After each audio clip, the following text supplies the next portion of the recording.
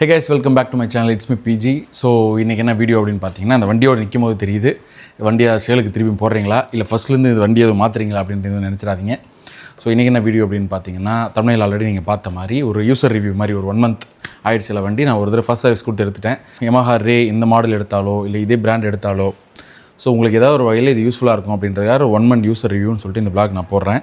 So இந்த 1 monthல் எனக்கு என்னென்ன ஏதாவது இஷ்யூ இருந்ததா இல்லை என்னென்ன இருந்திருக்கலாம் இல்லை இருக்கிறது நல்லா இருக்குது அப்படிங்கிற மாதிரியான ஃபீச்சர்ஸ் எல்லாத்தையும் நான் இதில் சொல்கிறேன் இந்த வீடியோவில். ஸோ ஃபஸ்ட்டு என்னென்னா, இனிஷியலாக 1000 kilometers ஓடினதுக்கப்புறம் ஃபஸ்ட் சர்வீஸ், இல்லைனா 1 month ஆகிடுச்சுன்னா ஃபஸ்ட் சர்வீஸ் அப்படிமா சொல்லியிருந்தாங்க. எனக்கு ரெண்டுமே ஒரே டைமில் முடிஞ்சிச்சு.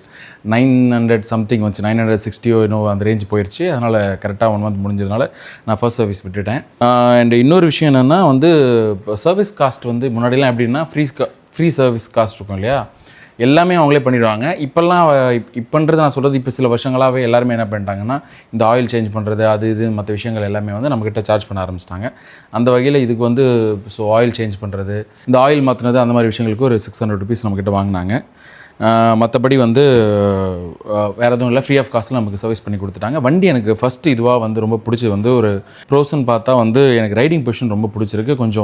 வண்டி கொஞ்சம் ஹைட்டாக இருக்குது. எனக்கு டியோ கம்பேர் பண்ணால் இது கொஞ்சம் ஹைட்டாக இருக்குது அண்ட் கொஞ்சம் ப்ராடாக இருக்குது. அதனால் எனக்கு அது கொஞ்சம் பிடிச்சிருக்கு. ஸோ இப்படி வச்சு ஓட்டம் இல்லையா, இப்போ நான் சொல்கிறது உங்களுக்கு புரியுதா, இப்படி வச்சு ஓட்டுறது இல்லாமல் இப்படியே கொஞ்சம் அகலம் அடித்து இப்படி கொஞ்சம் மேலே இருக்குது. ஸோ இது எனக்கு கொஞ்சம் அது பிடிச்சிருக்கு. எனக்கு அது மெயினாக வேணும்னு தான் நினச்சேன் நான். டியோ கொஞ்சம் எனக்கு ஷார்ட்டாக இருக்குது. ஸ்கூட்டி மாதிரி டியோ மாதிரி இருந்தால் அந்த ரேஞ்ச் அதெல்லாமே ஒரு ஹைட்டுன்னு வச்சுக்கோங்க. இது அதை விட கொஞ்சம் ஹைட்டாக இருக்குது. ஸோ அது எனக்கு கொஞ்சம் பிடிச்சிருக்கு. ரெண்டாவது ஒரு மாதிரி ஸ்போர்ட்டி லுக்காக இருக்குல்ல, அதுவுமே எனக்கு ரொம்ப பிடிச்சிருக்கு. இந்த நக்கிள் கார்ட்ஸ்லாம் இருக்குது அப்படின்றனால சொல்ல, ஜென்ரலாகவே ஒரு மாதிரி ஸ்போர்ட்டி லுக்காக இருக்குது. அண்ட் சிசி 125 cc அப்படிங்கிறதுனால கொஞ்சம் இன்ஜின் அக்ரெஷனாக இருக்குது. நல்லா ஓட்டுறதுக்கு கொஞ்சம் இமீடியட்டாக ஒரு புல்லிங் கெப்பாசிட்டி இருக்குது. டக்குன்னு எடுத்தோன்னு கிளம்புற அந்த இதெல்லாம் இருக்குது. ஸோ ஆல்ரெடி நான் வச்சுருக்கேன் டியோ ஆகட்டும், பேஷன் ப்ரோ ஆகட்டும், இது எல்லாம் இதுக்கு முன்னாடி வச்சிருந்த ஸ்கூட்டி ஆகட்டும், எல்லாமே 100 cc தான், 110 cc தான் எல்லாமே. ஸோ 125 ccயில் ஸ்கூட்டின் போது அதுக்கேற்ற ஒரு கெப்பாசிட்டி இருக்குது, ஒரு புல்லிங் கெப்பாசிட்டி இருக்குது. மைலேஜ் இன்னும் நான் செக் பண்ணல. நம்ம மெயினாக இதை நம்ம வாங்கின ரீசன் அண்ட் மெயினாக நான் இது பண்ண ரீசனே இதில் மைலேஜ்க்கு சொன்ன மாதிரி அவங்க சொன்ன மாதிரி ஒரு ஹைப்ரிட் அப்படிங்கிறதுனால மைலேஜ் தான் ஹெவியாக இருக்கும். 71 அவங்க சொன்னாங்க. 71 நம்ம எதிர்பார்க்க தேவையில்லை. எனக்கு அட்லீஸ்ட் ஒரு 50 வந்தால் கூட எனக்கு சந்தோஷம் தான். அந்த மாதிரி வாங்கினேன். பட் நான் இன்னும் செக் பண்ணல எக்ஸாக்டாக. நான் இது பண்ண வரைக்கும் எனக்கு இன்னும் இந்த 35 இந்த 36 அந்த ரேஞ்ச் தான் வருது. பட் எல்லாமே கண்டிப்பாக ஃபஸ்ட் சர்வீஸ் முடியாத வரைக்கும் நம்ம அதை இது பண்ண முடியாது. ஏன்னா ஆயிலெலாம் கம்மியாக கூட போட்டிருப்பாங்க, இன்ஜின் ஆயிலெலாம் ப்ராப்பராக போட்டிருக்க மாட்டாங்க. எப்போவுமே நம்ம எந்த வண்டியுமே நம்ம செக் பண்ணி பார்க்க முடியும். எப்போ செக் பண்ணி பார்க்க முடியும்னா அதோட கெப்பாசிட்டியை, எஸ்பெஷலி இந்த மைலேஜ் எவ்வளோ கொடுக்குதுன்றது நீங்கள் செக் பண்ணி பார்க்க முடியும்னா ஃபர்ஸ்ட் சர்வீஸுக்கு அப்புறம் தான். மைலேஜும் கிடையாது, நீங்கள் எனி கம்ப்ளைண்ட் இருக்குல்ல, அது எல்லாமே நீங்கள் செக் பண்ணி வண்டி ப்ராப்பராக உங்களுக்கு நல்லா ஒர்க் ஆகுதா அப்படிங்கலாம் பார்த்தீங்கன்னா, அது காரோ பைக்கோ எல்லாமே ஃபர்ஸ்ட் சர்வீஸ் முடிஞ்சதுக்கப்புறம் தான் நீங்கள் அந்த காரோட எல்லா விஷயத்தையும், அந்த வண்டியோட எல்லா விஷயத்தையும் நீங்கள் செக் பண்ணி பார்க்க முடியும். அந்த வகையில் இப்போ தான் ஃபர்ஸ்ட் சர்வீஸ் முடிஞ்சு வளர்ந்துருக்கு. ஸோ இதுக்கப்புறம் தான் நம்ம ஒரு பெட்ரோல் ஃபுல் டேங்க் போட்டோ இல்லை 1 liter போட்டோ எவ்வளோ ரேஞ்ச் போகுது அப்படிங்கிறதெல்லாம் நம்ம செக் பண்ணி பார்க்கணும். ஸோ நான் இது ஒரு ஃபர்ஸ்ட் சர்வீஸ் முன்னாடி வரைக்கும் எனக்கு தெரிஞ்சு ஒரு 35, 36 இந்த ரேஞ்ச் தான் வருது. ஸோ நம்ம அது எனக்கு டியோவில் ஆல்ரெடி வந்துட்டு இருந்த ரேஞ்ச் தான். அதனால் இது மாற்றினதுக்கப்புறம் பிரயோஜனமே இல்லாமல் போயிடும். பட் பார்ப்போம். ஸோ அது நான் இடையில ஏதாவது ஒரு vlogல ஏதாவது ஒரு வீடியோவில் நான் அப்புறம் ஃப்யூச்சரில் நான் செக் பண்ணி சொல்கிறேன். கான்ஸ் பார்க்கலாம். கான்ஸ்னால் என்ன அப்படின்னா, என்னென்ன நெகட்டிவ் இருக்குன்றது மாதிரி பார்த்தா, நெகட்டிவ்னு கிடையாது, எனக்கு இதெல்லாம் இருந்திருக்கலாம் அப்படின்னு தோணுச்சு. அண்ட் மெயினாக ஹெட்லைட் ஃபஸ்ட்டு ரொம்ப பவர் கம்மியாக இருக்குது. ஒன்றுமே இல்லை, ரொம்ப வெளிச்சம் கம்மியாக இருக்குது. இப்போ எப்போ இந்த ஹாலஜன் பல்ப்லேருந்து எல்இடி பல்ப் மாற்றினாங்கன்னா, அப்போ எல்லா வண்டியுமே இந்த கம்ப்ளைண்ட் இருக்குது. ஒயிட் கலர் இருக்குது, எல்இடி பல்ப் எல்லாமே இருக்குல்ல, இது எல்லாமே ரொம்ப பவர் கம்மியாக இருக்குது. அது எப்படின்னா, ஒரு பிச் டார்க், நீங்கள் ரொம்ப ஃபுல் டார்க்குக்கு போனால் தான் நம்ம வண்டியோட வெளிச்சம் தெரியுது. அது வர மற்றபடி நம்ம ஒரு ஸ்ட்ரீட் லைட்லாம் இருக்குது, நீங்கள் அப்படி போகிறீங்கன்னா அதில் தெரிய மாட்டேங்குது. அதில் ஒரு குடி இருந்தாலும் தெரியாது, எதுவும் இல்லாமல் தெரிய மாட்டேங்குது. ஸோ அந்த ஒரு கம்ப்ளைண்ட் இருக்குது. டியோவிலையும் எனக்கு இந்த கம்ப்ளைண்ட் இருந்தது. அப்புறம் நான் தனியாக அடிச்சுலாம் ஒரு ஆக்சிலரி லைட் ஒன்று போட்டேன் நான். அதே மாதிரி இதுக்கும் ஆர்டர் பண்ணியிருக்கேன் நான். ஸோ வந்ததுக்கப்புறம் நான் போட்டலாம் அப்படின்ட்டு இருக்கேன். அண்ட் இந்த கிராஷ் கார்டு பம்பர்னு சொல்லக்கூடிய இந்த சில்வர் இருக்குல்ல, இந்த கிராஷ் கார்டு அந்த பிளாக் கலரில் இருக்கும்ல, புல் மாதிரி இருக்கும். அது எனக்கு ரொம்ப பிடிக்கும். அதை மாற்றிடலான்னு பார்க்குறேன்.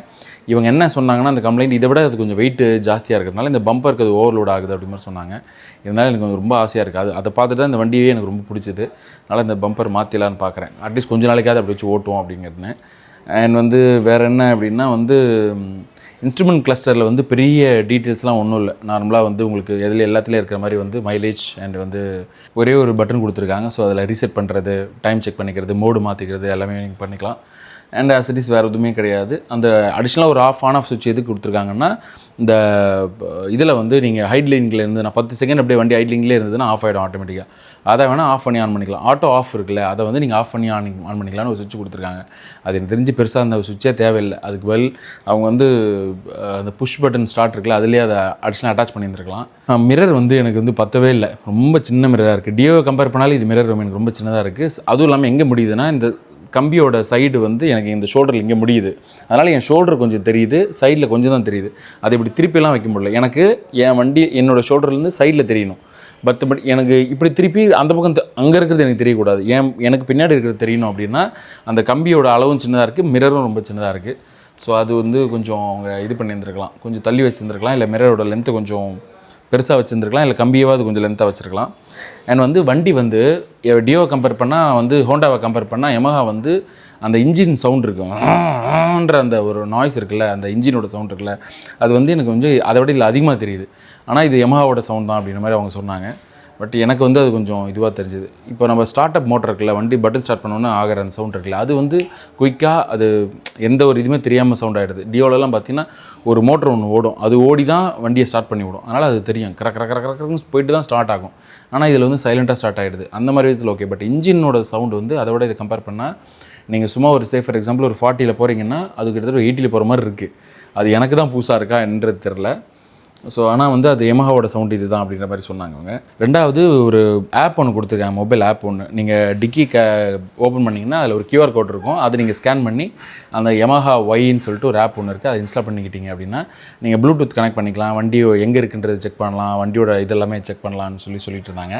அது கனெக்டே ஆகலை கடைசி வரைக்கும். நான் ஷோரூம்லேயே செக் பண்ணேன், மெயில் ஐடி கொடுத்து அது இதுன்னு சொல்லி ரொம்ப நேரமாக ட்ரை பண்ணோம். அப்புறம் வரல அது. அப்புறம் அவர்கிட்டே சொல்லிட்டேன், நீங்கள் விட்டுருங்க, அப்புறம் நான் பார்த்துக்கிறேன், நான் நான் ஒரு தடவை ட்ரை பண்ணி பார்க்குறேன்னு சொல்லிட்டு நான் 2-3 தடவை ட்ரை பண்ணி மெக்கானிக் ஷாப்லேயும் ட்ரை பண்ணி அவங்களும் வந்து இதை பண்ணுங்க அதை பண்ணுங்கன்றாங்க, வரல. அப்புறம் நான் சரி இப்போ பொறுமையாக நான் ஒரு தடவை ட்ரை பண்ணி பார்த்துக்கிறேன். ஆனால் அது ஈஸியாக ஆகணும். ஒரு நம்ம லாகின் பண்ணிட்டோம், ஸ்கேன் பண்ணால் ஸ்கேன் ஆகணுன்ற மாதிரி இருக்கா. ஸ்கேனரே குட்டியாக கொடுத்துருக்காங்க, அது ஸ்கேன் ஆகலை. அதாவது QR கோடு மாதிரி இருக்காங்க. QR கோடு கொடுத்தா இந்த பைக்கோட இன்ஜின் சேஸ் நம்பர் வந்து அது ஸ்கேன் ஆகி கனெக்ட் ஆகணும். இது வந்து இந்தளவுக்கு சிம்பிளாக இருக்கணும், அது அந்த மாதிரி ஆக மாட்டேங்குது. ஸோ அது ஒரு ட்ராபேக்காக நான் பார்க்குறேன். மற்றபடி வந்து ஸோ நம்ம வண்டி ஆன்ரோடு எடுத்தது வந்து 1,09,000. ஸோ இந்த அமௌண்ட்டுக்கு வந்து இந்த வண்டி வந்து எப்படி இருக்குது அப்படின்னு கேட்டால், எனக்கு ஓட்டுறதுக்குலாம் ரொம்ப நல்லாயிருக்கு, ரிஃபைண்டாக இருக்குது ரொம்ப. அதான் நான் சொன்ன மாதிரி இந்த இன்ஜின் ரொம்ப அக்ரெஷனாக இருக்குது. நம்ம நீங்கள் முறுக்கணுன்னு டக்குன்னு போகிற மாதிரி அந்த ஒரு ஃபீல் இருக்குது. நான் வந்து ஒரு 85 வரைக்கும் டச் பண்ணேன். அது வரைக்குமே வந்து வண்டி வைப்ரேஷனும் ஒரு மாதிரி ஒரு ஸ்பீட் லிமிட் இருக்கும், அது வரைக்கும் அதுக்கு மேலே போனீங்கன்னா வண்டி வந்து உதிர ஆரம்பிக்கும், வைப்ரேஷன் ஆக ஆரம்பிக்கும். அந்த மாதிரிலாம் இல்லாமல் அது நார்மலாகவே போகிற மாதிரி, நீங்கள் ஒரு 40ல் போகிற மாதிரி தான் 80லுமே இருக்குது. அது வந்து ரொம்ப எனக்கு பிடிச்சிருக்கு. அண்ட் வண்டி கொஞ்சம் வெயிட்டாக இருக்கிறதுனால அது வந்து நல்லாவே இந்த வைப்ரேஷன்லாம் அரெஸ்ட் பண்ணுது, நல்லாவே இருக்காது. அதெல்லாம் எனக்கு பிடிச்சிருக்கு. அண்ட் வந்து பர்டிகுலர் இன்னும் சொல்லணுன்னா, இந்த சர்வீஸ் சென்டர்லலாம் கொஞ்சம் இதுவாக பேசுங்க, பொலைட்டாக பேசுங்க. வந்து ஒரு கஸ்டமர் சர்வீஸ் இருக்கணும். நீங்கள் இந்த விளாக் பார்த்தீங்க, இந்த வீடியோ பார்த்தீங்கன்னா உங்களுக்காக தான் சொல்கிறேன். நீங்கள் எனக்குன்னு இல்லை, ஜென்ரலாகவே எல்லாருக்குமே சொல்கிறேன். ஒருத்தவங்க ஒரு கம்ப்ளைண்ட் பண்ணி வராங்கன்னா, ஒருத்தவங்க ஒரு காசு போட்டு ஒரு வண்டி வாங்கியிருக்காங்க அப்படின்னா, 1 லட்ச ரூபா 1.5 லட்ச ரூபா போட்டு வாங்கியிருக்காங்கன்னா அது சும்மா கிடையாது. ஸோ வந்து அதுக்கான விஷயங்களை அவங்க சில எதிர்பார்ப்பாங்க. அதுவும் இல்லாமல் நம்ம ஏன் வந்து அதே ஷோரூம்லேயே ஆத்தரைஸ்டு ஷோரூமில் கொடுக்குறோம் அப்படின்னா, ஒரு நம்பிக்கை தான். வேறு ஏதாவது மெக்கானிக் ஷாப்பில் கொடுத்து அவன் கெடுத்துருவான் அப்படிங்கிறதுனால தான் அதையே நம்ம வந்து எக்ஸ்ட்ரா ஆனாலும் பரவாயில்லன்னு தான் நம்ம வந்து ஆத்தரைஸ்டு ஷோரூமில் கொடுக்குறோம் சர்வீஸ் சென்டரில். ஏன்னா மெக்கானிக் ஷாப்பில் கொடுத்தா 800 ரூபாயில் முடிகிற வேலையை நீங்கள் ஒரு சர்வீஸ் சென்டரில் கொடுத்தீங்கன்னா 1,500 ரூபா 1,800 2,000 வரைக்கும் கூட போயிடும். ஏன்னா நான் ஒரிஜினல் ஸ்பேர் பார்ட்ஸ் போட்டிருக்கேன், அதுக்கு ஒரு வாரண்ட்டி, அப்புறம் அதுக்கு ஒரு சர்வீஸ் கார்ட்டுக்கெலாம் சேர்த்து ஒரு GST, ஸ்பேர் பார்ட்ஸ்க்கு ஒரு GSTன்னு போட்டு இவ்வளோ வந்து லேபர் கப்புன்னு போட்டு இவ்வளோ டோட்டல் பண்ணுவீங்க. ஆனால் வெளியில் மெக்கானிக் கொடுத்தா கம்மியாக முடிஞ்சிடும், ஒரு 1/3 தான் வரும் அமௌண்ட். ஆனால் ஏன் கொடுக்குறோம்னா, நம்ம ஒரு சர்வீஸ் ஹிஸ்ட்ரி மெயின்டைன் பண்ணணும், நம்ம ப்ராப்பராக எல்லாமே பண்ணணும்னு சொல்லி தான். நான் சொல்கிறது யமஹான்னு கிடையாது, நான் சுசுகி கார் வச்சுருக்கேன், ஹோண்டாவில் பைக் வச்சுருக்கேன், இதில் வந்து யமஹாவில் வச்சுருக்கேன், ஹீரோவில் பைக் வச்சுருக்கேன். எல்லா பிராண்ட்லேயுமே சொல்கிறேன், எல்லாத்துக்குமே அந்தந்த பிராண்டில் தான் நான் சர்வீஸ் கொடுத்து எடுக்கிறேன். இந்த ஹீரோ வந்து இதில் வந்து நான் இப்போ சர்வீஸ் கொடுத்தது வந்து இங்கே பம்மலில் இருக்கிற ஹீரோவோட சர்வீஸ் சென்டரில் தான் கொடுத்து நான் வாங்கினேன் சர்வீஸ் கொடுத்து. அதை நான் திரும்பி வாங்கினோன்னே நேராக எடுத்துகிட்டு போய் அது எங்கே இருக்குன்னு கூகுளில் சர்ச் பண்ணி அங்கே தான் கொடுத்து சர்வீஸ் முடித்து ஃபுல்லாகவே இன்ஜினோட நாய்ஸ் கீஸ் எல்லாமே கம்ப்ளீட்டாக செக் பண்ணி கிட்டத்தட்ட 12,000 கிட்டத்தட்ட நான் ஸ்பெண்ட் பண்ணி மொத்த வேலையை முடிச்சு எடுத்துகிட்டு வந்தேன். நான் பக்கத்துலேயே எனக்கு ஒரு மெக்கானிக் இருக்குது, அவங்க எடுத்து கொடுக்கல. எனக்கு அது ஆத்தரைஸ்டாக பண்ணணும், எனக்கு அவங்களோட அஃபிஷியல் ஸ்பேர் பார்ட்ஸ், அவங்களோட ஒரிஜினல் ஸ்பேர் பார்ட்ஸ் போகணுன்னு நான் பண்ணுறேன். சுசுகி கார் 2 காருமே நான் வந்து ஒரிஜினலாக சர்வீஸ் ரெக்கார்ட் மெயின்டைன் பண்ணுறேன். இப்போ வரைக்கும் எந்த சர்வீஸுமே நான் சர்வீஸ் சென்டரில் மட்டும் தான் கொடுக்குறேன். ஹோண்டா வந்து டியோ சர்வீஸ் சென்டர் தான் கொடுக்குறேன், ஹோண்டா சர்வீஸ் தான் கொடுக்குறேன். இப்போ யமஹா அப்படி தான் கொடுக்குறோம். அதனால் உங்களுக்கு என்னென்னா ஒரு கஸ்டமர் வந்தால் அவங்களுக்கு கொஞ்சம் வேல்யூ பண்ணுங்கள், அவங்களோட கம்ப்ளைண்ட்ஸை பண்ணுங்கள். எப்போயுமே ஒரு 7:30க்கு ரெடியாகவே இருக்காதீங்க. ஏன்னா நீங்கள் கோவமாக பேசினா வர கஸ்டமரும் கண்டிப்பாக கோவமாக தான் பேசுவாங்க, அவங்க ஒன்றும் சும்மா போகிறதில்ல. இப்போ என்கிட்ட பேசினாலும் நானும் அப்படி தான் பேச போகிறேன். அதனால் நீங்கள் வந்து என்ன கம்ப்ளைண்ட் சார், என்ன விஷயம் அப்படிங்கிறத கொஞ்சம் பொலைட்டாக கேளுங்க. ஒரு பிரச்சனை சொன்னால் அதை ஐடென்டிஃபை பண்ண பாருங்கள், அதை ரெட்டிஃபை பண்ண பாருங்கள். அப்படி இல்லைன்னா இது பண்ண முடியாது சார், இல்லை இப்போதைக்கு இதை பண்ண முடியாது, இல்லை இதை பண்ணால் இந்த காஸ்ட் ஆகும் அப்படிங்கிற மாதிரி ஏதாவது சொல்லுங்கள். ஒரு மாதிரி வேண்டாம் ஒரு ரூபா இருக்காங்க, அதாவது இப்போ சொன்னால் அது வந்து ஆர்டர் பண்ணி தான் வரும், இது வந்து இப்படி பண்ணி தான் வரும் அப்படின்னா நம்மளுக்கு ஒரு இன்ட்ரெஸ்ட் இல்லாமல் இருக்குது. ஒரு பிராண்டை நம்ம ஆசைப்பட்டு வாங்குறோம்னா, நான் இப்போ இந்த ஸ்கூட்டர் வாங்கும்போது எனக்கு ஆப்ஷனுக்கு நிறைய இருந்ததில்ல. நான் இப்போ டிவிஎஸில் போகலான்னு யோசித்தேன், டிவிஎஸில் என்டார்க் நல்லா இருந்தது, அது போகலாமான்னு யோசித்தேன். அப்ரிலான்னு ஒரு பிராண்ட் இருக்குது, அது போகலாமான்னு யோசித்தேன். ஸோ இந்த மாதிரி நிறைய இருக்குது. ஈவி கூட நான் மெயினாக யோசிச்சேன்னு வச்சுங்களேன். பட் நானாக தான் வந்து சரி போனால் நம்ம கண்ணாபின்னான்னு ஓட்டுறோம், பெட்ரோல் போட்டு சார்ஜ் போடலாம் என்னால் முடியாது, என்னால் மெயின்டைன் பண்ண முடியாதுன்ற ஒரே ரீசனுக்காக தான் நான் இது பண்ணேன். அப்போ நம்ம காம்படிட்டிவாக நிறைய பிராண்ட் இருக்குன்னும் போது சர்வீஸ் சென்டரும் வண்டி விற்கிறது மட்டும் உங்களுடைய இதுவாக இருக்கக்கூடாது. அதுக்கப்புறம் ஃபாலோஅப்பில் சர்வீஸுமே ரொம்ப ப்ராப்பராக பண்ணி, இப்போ 1 மந்த்துக்கு அப்புறம் சர்வீஸ்ன்னு சொல்லி சொன்னாங்கல்ல, நான் உங்களுக்கு இன்ஃபார்ம் பண்ணுவோம், இல்லை இன்டிமேட் பண்ணுவோம். எனக்கு ஃபோன் எதுவுமே வரல. இந்த மாதிரி 1 மந்த் ஆகிடுச்சு. எனக்கு ஹோண்டா டியோக்கு எனக்கு அந்த மாதிரி வந்தது.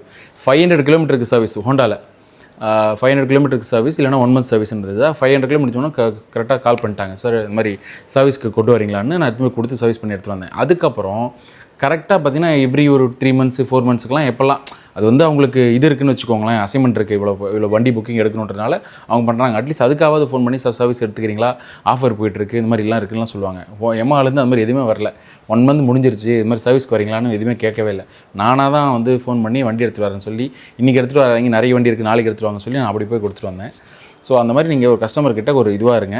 மற்றபடி ஸோ வண்டி எனக்கு ரொம்ப பிடிச்சிருக்கு. வண்டியில் எனக்கு எந்த ஒரு பெரிய குறைகள்லாம் இல்லை. நான் சொன்ன மாதிரி இந்த மாதிரியான சின்ன சின்ன விஷயங்களை வந்து கொஞ்சம் அவங்க மாற்றிருக்கலாம். அதான் இன்னும் எனக்கு மெயின் கன்சர்ன் எனக்கு வந்து இந்த மைலேஜ் இதுதான். அதை நான் கண்டிப்பாக செக் பண்ணி ஃப்யூச்சரில் இந்த வீடியோவில் கூட நான் வந்து கீழே ஃபர்ஸ்ட் கமெண்ட்டில் டிஸ்கிரிப்ஷனில் ஆட் பண்ணிடுவேன் இன் ஃப்யூச்சரில். அப்படி இல்லை அப்படின்னாலும் நான் வந்து லேட்டராக வேறு ஏதாவது வீடியோவில் அதை நான் மென்ஷன் பண்ணிடுறேன். அட்லீஸ்ட் நம்ம இன்னும் ஒரு 1 மந்த் ஆகணும்ல. நான் ஒரு 2 தடவை 3 தடவை பெட்ரோல் போட்டு ஓட்டி பார்த்தா தான் எனக்கு தெரியும். ஸோ அப்படி வச்சு நான் செக் பண்ணி பார்த்துட்டு உங்களுக்கு சொல்கிறேன். மற்றபடி நீங்கள் யமஹாவே போகிறீங்க, இல்லை யமஹா ரேவே இது வாங்குறீங்க, யமஹா ரே 125ZR இந்த மாடலே நீங்கள் வாங்குறீங்கன்னா கண்டிப்பாக வாங்கலாம். ரொம்ப எனக்கு பிடிச்சிருக்கு. அதுவும் நீங்கள் வந்து கொஞ்சம் லாங்காக போவீங்க, ஒரு நாளைக்கு 20 கிலோமீட்டர்ஸ் 30 கிலோமீட்டர்ஸ் ட்ராவல் பண்ணி போவீங்க, அப்படி மாதிரி இருந்ததுன்னா நீங்கள் வாங்குங்க. ஓட்டுறதுக்கு உங்களுக்கு கொஞ்சம் ஒரு அக்ரெஷனான இன்ஜின் தேவை.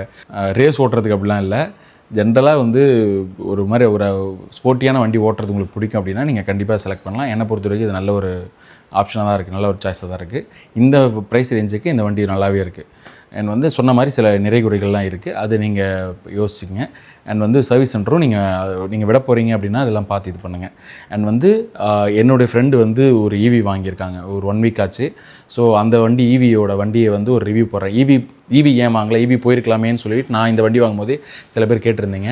அண்ட் வந்து ஈவி கார், ஈவி பைக் இது ரெண்டுமே வந்து என் ஃப்ரெண்ட்ஸ் வச்சுருக்காங்க. அவங்களுடைய ஒரு வீடியோ ரிவ்யூ நான் எடுத்து போடுறேன். உங்களுக்கு ஈவி மேலே கன்சர்ன் இருக்குது, நீங்கள் ஈவி வாங்கலான்ற ஐடியா வச்சுருக்கீங்க அப்படின்னா கண்டிப்பாக அது உங்களுக்கு யூஸ்ஃபுல்லாக இருக்கும். அடுத்த வீடியோ வந்து ஒரு ஈவி பைக்கும், அதுக்கடுத்த வீடியோ ஒரு ஈவி காரும் போடுறேன். ஸோ உங்களுக்கு இதை பற்றி கொஞ்சம் இன்ட்ரெஸ்ட் இருக்குது, நீங்கள் வாங்கணும்னு ஐடியா இருக்குது அப்படின்னா, இப்போ வேறு அதிகமாக நான் வந்து எல்லார்கிட்டையும் சொல்லிட்டு இருந்தேன், நான் வாங்கி முடித்த 1 ஹவரில் பார்த்தா உலகம் ஃபுல்லாக வார் நடந்து பெட்ரோல் க்ரைசிஸ் அது இது நடந்துகிட்ருக்கு. இது கொஞ்சம் நடந்தால் கூட நான் வந்து கொஞ்சம் சரி ஸ்ட்ராங்காக யோசிச்சு சரி பெருசாக இன்வெஸ்ட் பண்ணுறோம், அதுக்கு வந்து ஈவியே போயிடலாமேன்னு கூட ஈவி போயிருப்பேன். ஆனால் வந்து நம்ம வாங்கினதுக்கப்புறம் தான் அந்த பெட்ரோல் பிரச்சனை அதுவும் போகுது. பட் இப்போ வரைக்கும் பிரச்சனை இல்லை, போகுது. ஆனால் நீங்கள் அந்த மாதிரி மைண்டில் இருக்கீங்க, ஈவி போயிடலாம், ஈவி வண்டி வாங்கலாம், ஈவி கார் வாங்கலான்ற ஐடியா இருந்ததுன்னா நான் அடுத்து போடுற வீடியோ உங்களுக்கு யூஸ்ஃபுல்லாக இருக்கும். ஒரு ஃபுல் ரிவ்யூ மாதிரி ஒன்று போடுறேன். ஸோ இந்த வீடியோ எந்த அளவுக்கு யூஸ்ஃபுல்லாக இருக்குது, இல்லை எந்த வீடியோ பிடிச்சிருக்கு அப்படிங்கிறத நீங்கள் கமெண்ட் செக்ஷனில் சொல்லுங்கள். இதே மாதிரி வீடியோ போடலாமா அப்படிங்கிறத கமெண்ட் செக்ஷனில் சொல்லுங்கள். இன்னொரு வீடியோவில் மீட் பண்ணலாம். நன்றி, வணக்கம், பாய்.